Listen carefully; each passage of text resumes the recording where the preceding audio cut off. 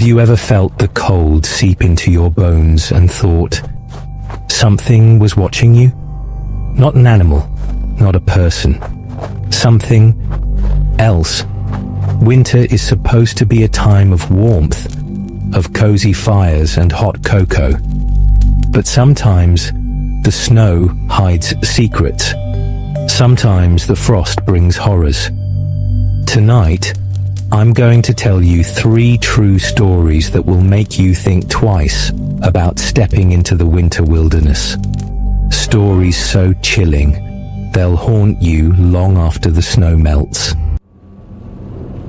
It was December 2017, and I was driving home through a blizzard. The roads were empty, the snow falling so thick I could barely see 10 feet ahead. My radio crackled with static, and the heater struggled to keep me warm. That's when I saw it. A figure standing in the middle of the road. At first, I thought it was a person, maybe someone stranded. But as I got closer, my blood turned to ice. It wasn't human. It was tall, too tall, with limbs that bent in ways they shouldn't.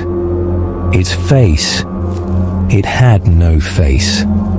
Just a smooth, blank void where features should have been. I swerved, my tires skidding on the icy road. When I looked back, it was gone. But the feeling of being watched stayed with me the entire drive home. I told myself it was just the storm playing tricks on me. But that night, as I lay in bed, I heard it. A faint tapping on my window. And when I looked outside, I saw footprints in the snow.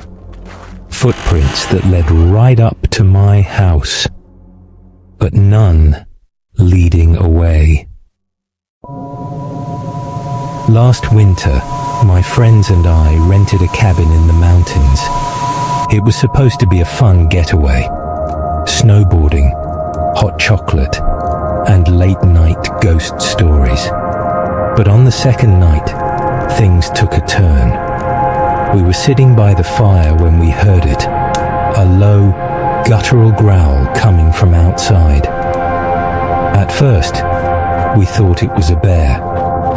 But then, the power went out, and the temperature in the cabin dropped so fast we could see our breath.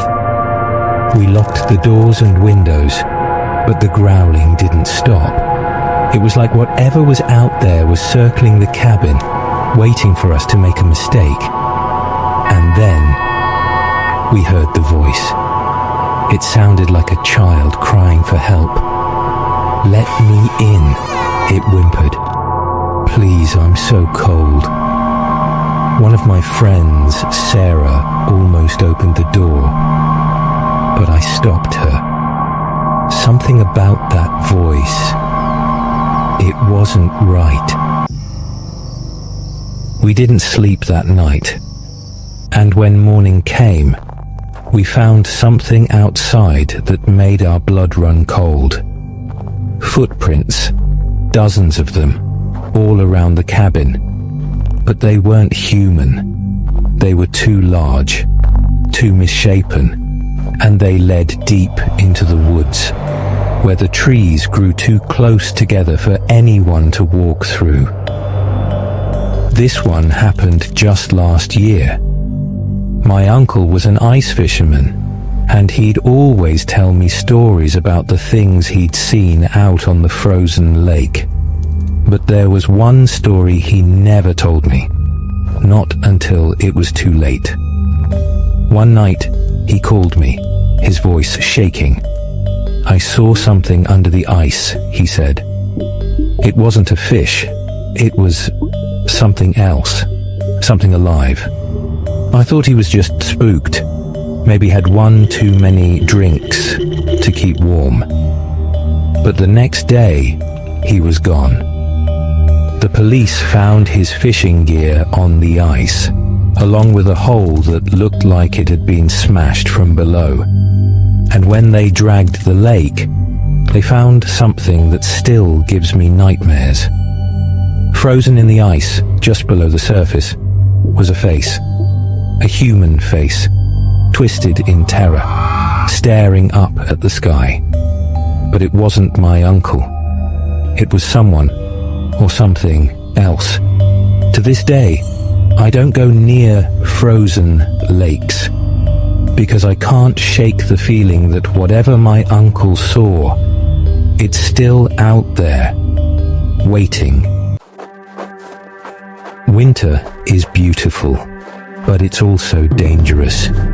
The cold can hide things that don't belong in our world. So the next time you step into the snow, remember these stories and ask yourself, are you really alone out there?